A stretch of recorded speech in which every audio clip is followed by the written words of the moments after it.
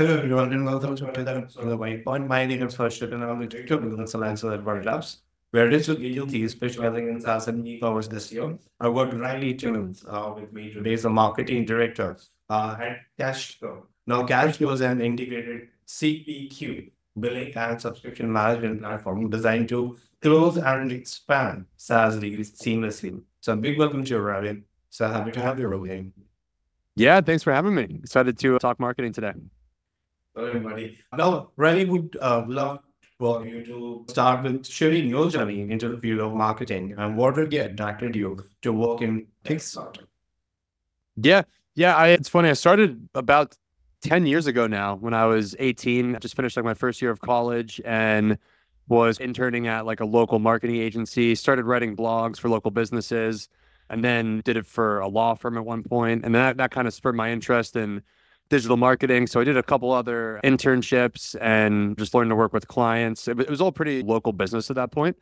And then, yeah, my first company after college, it was a pretty fast growing startup in Toronto. So yeah, did a lot of SEO and got into ads. During COVID, actually, a guy in Toronto reached out to me and he was starting like a side hustle paid social agency. So I started working there and then quickly started working with the YC companies and made some connections in Silicon Valley and in that space. And eventually ended up going out to LA working for a client and yeah, was growing that company and then landed at Cashflow. I think I was employee number 10. So I've always joined around like employee 10 to 20. I just find the early stage startups super fun and get to learn the most in a really short amount of time. And yeah, my background, I've definitely been a growth marketer, kind of focusing on ads and pipeline, but I've got enough early stage experience that have a little bit of expertise in most other areas and good at finding contractors in the areas I know I'm pretty bad at. Yeah, it's a quick story. No, now you have massively big budget, 6 million ad spend. I would love to know what are some of the key lessons that you learned from managing such big budgets. Yeah, Especially yeah. this So market area. Yeah, that's an interesting. yeah, that mostly came from the agency where I was managing 5 or 6 companies, and those companies had between 10 to 60K a month budgets. Yeah, quick lessons that I learned from that. One is have the same mentality at 50K a month that you do at $500 a month. Like when you start off with that really small budget, you're trying to earn that budget and show that you can get a return on it to your boss or whatever. And so you want to treat it like your own money and you have to get it to work in order to get more. You never want to just assume, oh, this is like a use it or lose it budget, because that's quickly how things get out of control and your budget gets slashed. I'd say another one too is stay as close to demo requests from your ICP as possible. It's pretty tempting to start to want to drive a bunch of MQL and top of funnel leads for the sake of saying we did thousands of MQLs. But when it all shakes out and you're only converting those at 0.5% into a qualified deal, it's just never going to make sense economically. So always stay as close as you can and max out the demo requests as much as possible before shifting up the funnel. And then, yeah, 3, I would say is be proactive in showing your results. So you never want to report on here's all these clicks that we got, but you can report on, hey, we just launched this campaign. Here's how many leads. Here's how many demos. Here's how many qualified deals. And really what you're trying to get to is the point of qualified pipeline. So it's essentially the sum of all the qualified deals, because most SaaS companies, your deal sizes are going to range quite a bit unless you're at like a pure commodity where it's flat sort of pricing.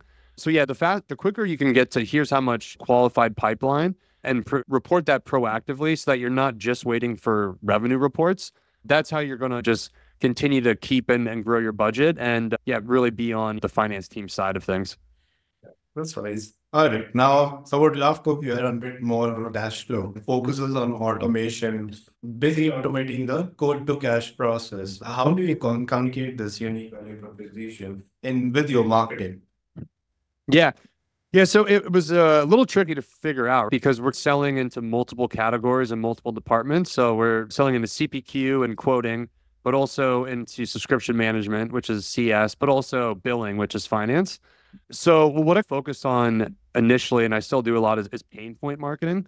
So rather than trying to explain this complicated new thing that we are, it's just relate to the pains that are caused by having all these disparate systems. It's a lot of marketing around like quoting delays, quoting errors, manual tasks piling up, really slow to make changes, a lot of like consultant fees and long implementation. And then people can attach themselves to that pain.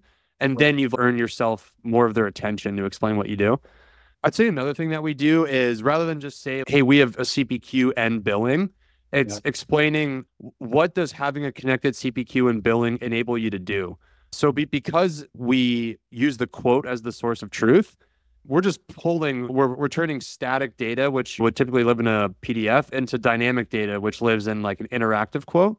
So now we can just pull that data straight from the quote and use it to bill automatically. And if anything's changed in the quote, we have the source of truth, which then populates the billing logs, and then that populates your CRM. So you're not billing based off what might have been quoted in the opportunity, which is oftentimes a little bit different than what was signed. And then, 3, I would say, is tying value to compelling business events. So we realized we do much better value selling versus feature selling. So this is probably a bit more so in the sales side of things, but we really try to pull it out in marketing too. Like if companies are trying to do things like scale their sales headcount, they probably know that things are going to break down pretty quickly once they add more people. So we really focus on that. Or if you want to launch like a whole new pricing model, that's something companies want to do. Or if they want to test out PLG, but they know it's like a huge lift to build all the quoting and billing infrastructure to do it. Now, instead of saying, hey, we have billing features that allow you to do this, we say like cash flow can enable you to do this sort of thing. So I'd say those are a few examples.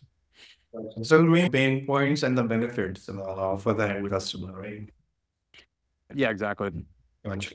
Now, I'm going to be a little bit biased and ask you about very specific inbound strategies that have been really working well for you. Any organic growth that you're able to drive within your company, within your site, that is helping you out with your lead gen.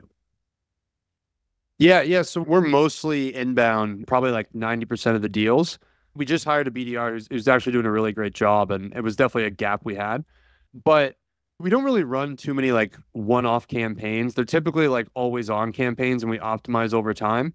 But yeah, something that's worked good, we just did this from the beginning, was allowing people to like book their own demo on our website, and then also having a ton of calendar availability. Like I figured out even at other companies that one of the biggest things for optimizing the inbound flow is actually the demo scheduling part of it. And the more availability you have and the earlier people can book, the much more likely they are to actually do it. And the shorter your sales cycle will be, because now you can do 2 demos in the same week versus having to do the intro 1 week and then the technical the second. So that's, if I recommend one thing to people, it's typically optimize your actual booking process and make it a lot more like buyer centric. And then the big thing is, what about qualification?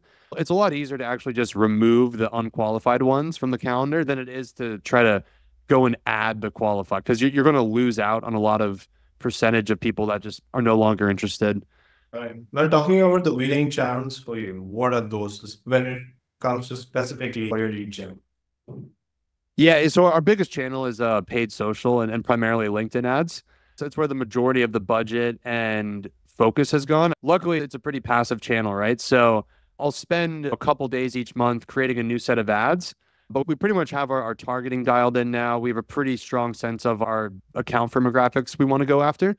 So it really comes down to a matter of like just keeping the creative fresh and educating our audience over time, and also figuring out which messaging works for us and then deploying it. But yeah, the typical lead we get, they've been seeing our ad 2 to 3 months. They have a pretty good sense of what we do. And then when they have that compelling event, like they're just too frustrated with their current CPQ, or they're scaling sales headcount or something like that, they know who to come to us, and they typically come to us first versus coming to us at the end of an evaluation cycle where they might find us in a Google ad or something like that. Okay. And typically, how big is your audience size when it comes to your LinkedIn marketing? Yeah, so our audience size, I'd say in total, it's probably about 70 to 80,000 people. Okay. So it's not very big. And then within each campaign, like our biggest campaigns would probably be 25,000, and our smallest would be like 3 or 4,000. Yeah. And so I actually prefer to keep it pretty sort of small and tight. I just found it works better. Like you have a better sense of what to turn up and down. and just typically works out better on LinkedIn. Right. And how many touch points basically it takes for a user to perform your desired actions just to become a marketing qualified agent? Yeah, so essentially our big trigger is when they book a demo. That's our like MQL. And in order to do that, we see companies with like 10 plus impressions and 2 plus people convert at a much higher rate. And yeah, we also have tools where we can monitor account impressions over time. And yeah, it's very common. It's like at least 2 or 3 months they've been seeing our ads. Sometimes it's like a year plus. But even in the early days, we would have people like we have people all the time tell us ads usually don't work on me, but there was something like very specific that kind of motivated me to go out and book this. We make very relevant ads for a pretty small amount of people, but we're just pretty hyper focused on that portion of the market right now. Yeah, yeah, I'm sure it resonate. The message should resonate, and the reason they will be performing desired action. Yes. Makes sense. All right, let's talk a bit on the SEO front. Any specific strategies that have been really helpful when it comes to just increasing your organic presence on Google? Yeah. Yeah. So I've been slowly building SEO for the last year and a half or so. Pretty early. Like I wanted to get the ads engine going. And then once it was time to start, and we started slow, probably a blog per month. And then now we probably do 1.5 to 2 blogs per week publishing. But yeah, the strategy was start pretty bottom of funnel and then just slowly work our way up. But we try to find the not super high volume, but pretty low competition, but high intent keywords. And yeah, we actually found like it was surprisingly quick to rank against even some pretty big competitors just by making slightly better content and keeping it fresh and updating it like once a year or so. The other thing too is because we only sell to SaaS companies, we would add the for SaaS modifier at the end, which was a really good hack to rank quickly. Like obviously it limits our volume, but it also helped qualify in our audience because we only really market to SaaS companies. And I think in terms of the tactics, yeah, we found alternative pages work pretty good. We waited a while to do it because we actually wanted like our product parity to, and you want to be pretty careful about which competitors you target. I would actually recommend doing the bigger ones first, who aren't really going to be bothered by it, but they have the volume. You choose your smaller but more direct competitors, you just have a lot more to lose there if they want to get involved doing it back. Yeah, that's another tip I would say. And then, yeah, the other thing too is the A versus B. So we would do what's the difference between Salesforce, CPQ, and Revenue Cloud, and just providing the specific answer there. But also people searching that are very much in our target audience. So yeah, things, or like even if it was a billing term, like one of our things is difference between unearned versus unbilled revenue, and just making it a little bit easier to understand. Yeah, it can work pretty well. Gotcha. All right, now talking about the challenges. What are some of those biggest challenges that you face so far in marketing? There's a niche product like Cashflow. Yeah. So I'd say it's probably a benefit for marketing because there's more people to market to, but it's actually a challenge for sales because we sell into multiple departments. So sales, RevOps, finance, and CS sometimes. So you have to get all 4 sign-offs, right? Like it's not like you can bypass one. So that's been a little difficult. Now we have found ways to deal with it. Like we can just sell the CPQ on its own. So we can get, into the sales department and then eventually bring finance on. That was something we had to figure out over time. Also, there's actually a pretty high amount of competition, even for startups in our category. So we've got like 3 pretty direct competitors that all started around the same time and are all going after the sort of CPQ for SaaS market. And then the other thing too is just selling into CPQ and billing in general. It's very technical. We're often running into just like one product gap, but if you can't do that thing, almost more worth it for the company to stick to the status quo. So yeah, we have like high competition for direct, but also lots of alternatives and then lots of status quo. Well, once you get in, it's a relatively sticky area, but because it's just so technical and cross-departmental, it's a little tough to get in sometimes. And are you doing anything now when it comes to outbound marketing for a company? Yeah, so we've started using those new age AI tools just to identify who's on the site and then who are the contacts at that company.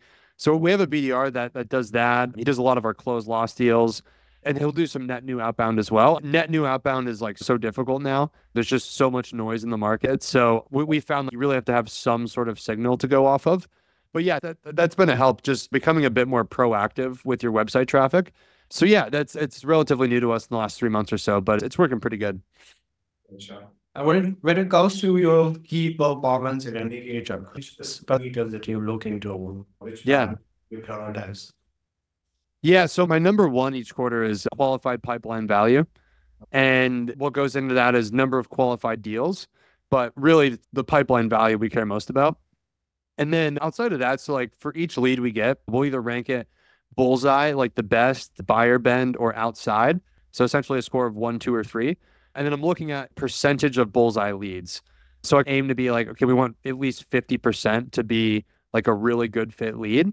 And percentage is important because even what I find with SEO is we tend to get more unqualified than qualified leads, but that's okay because as long as the number of qualified is still going up, like it's all passive work. But on the ad side, if our percentage of unqualified is going up, now that's really wrong because we're directly paying for that and have much more control over it. And then, yeah, the final one would just be close one revenue. What's the dollar amount and the percentage from inbound of the close one revenue that was sourced? Sure. And if you have to share any one specific campaign that's really close to your heart and delivered awesome results around. Yeah. Yes. Yeah. Like we typically run always on campaigns, but I did launch a gate. So I've never been a huge fan of gated content. Like I always think you should just give it out for free if it's really good. But I realized on our site, like our only offer was to book a demo. And then we started running webinars. And I saw, okay, there is clearly a level above that wants to engage with us, but just doesn't need a demo right now. Or they're like consultants or influencers who could tell people about us. Like we should still probably market to those people. So we did a webinar on how to run a RevOps audit. And we worked with like a really good RevOps consulting firm. And then we just basically took the lessons from that and turned it into like a Google sheet. And so it's a really good template on how to structure and run a RevOps audit. And then I just put like a Webflow banner, download the RevOps audit template on the website, and then also ran some LinkedIn ads to it. But it was all pointing to a landing page.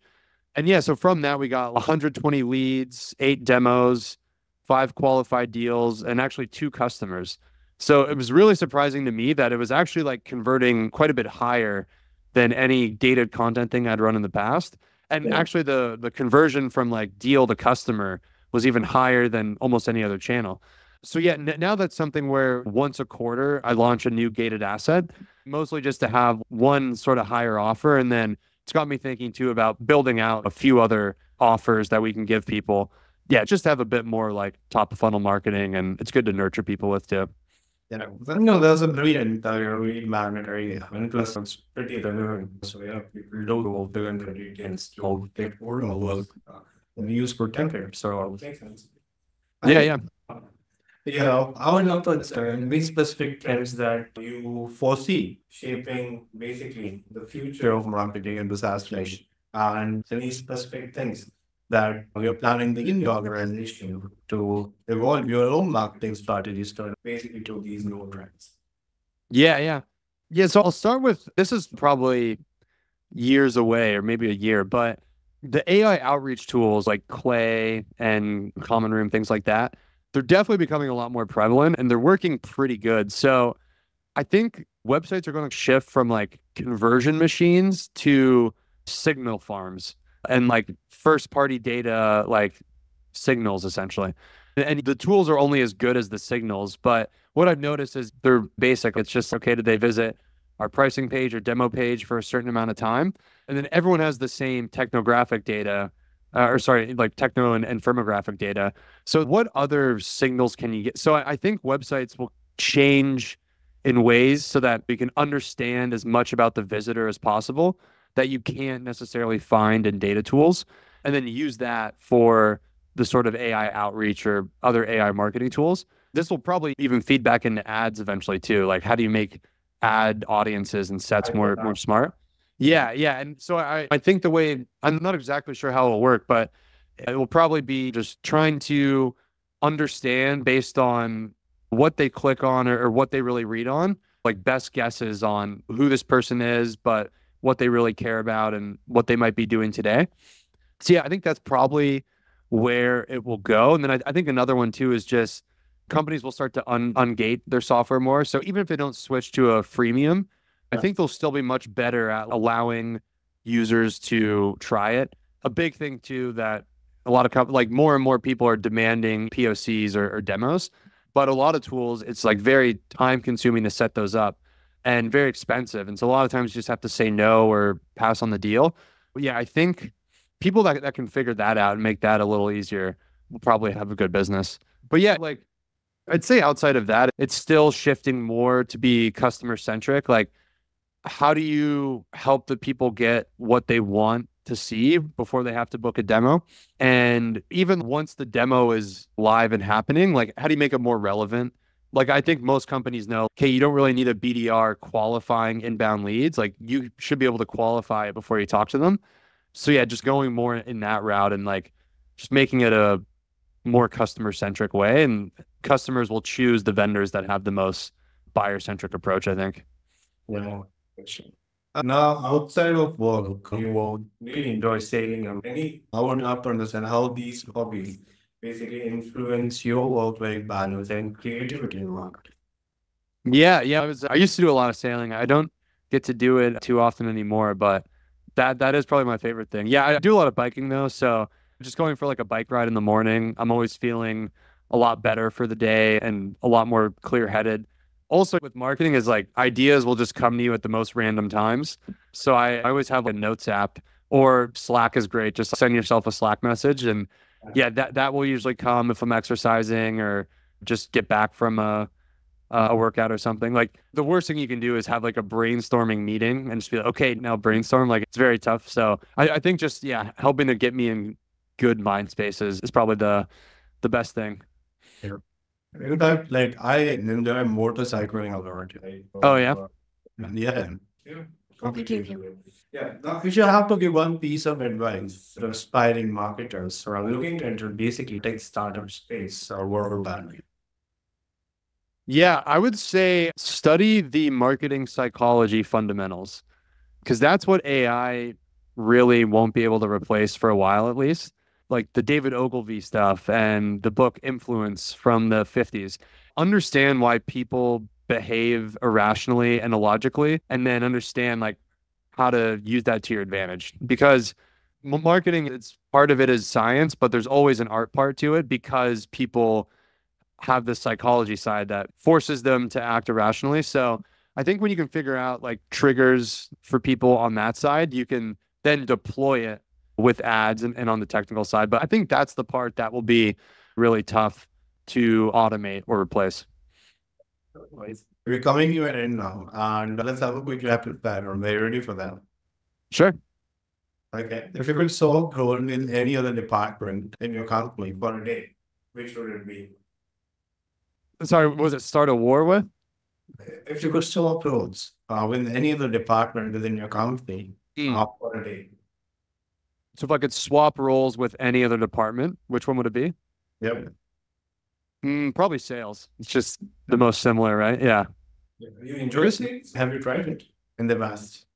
No, I went straight into marketing. I definitely talk with prospects and customers a lot. Occasionally, I'll jump on a demo. I do a lot of emailing with them.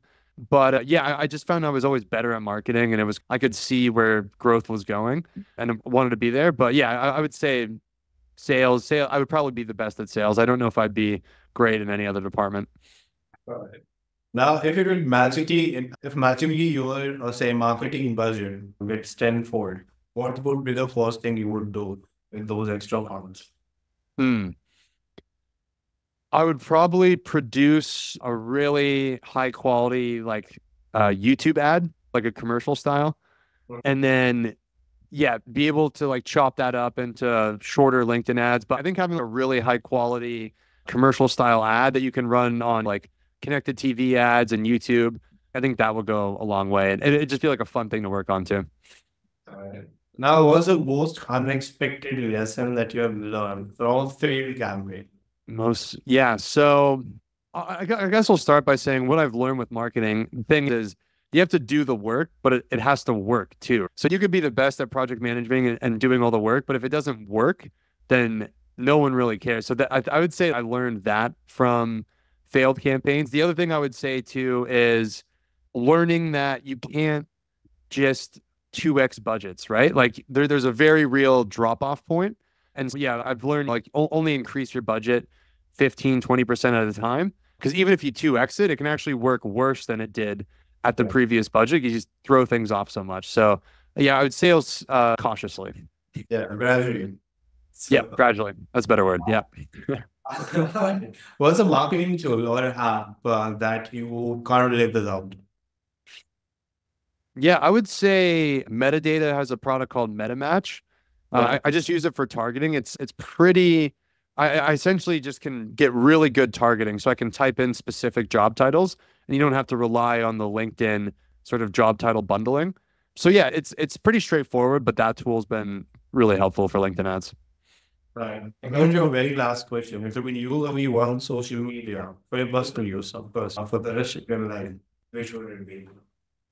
I would say LinkedIn because it's the one where I can make money from. Nice. Thank you, Riley. I really enjoyed this conversation. Thank you so much for taking time out for this and sharing your wonderful experiences about the company. It was fun. Thank you so much. Yeah, thanks for having me. Had a blast. I can pause there.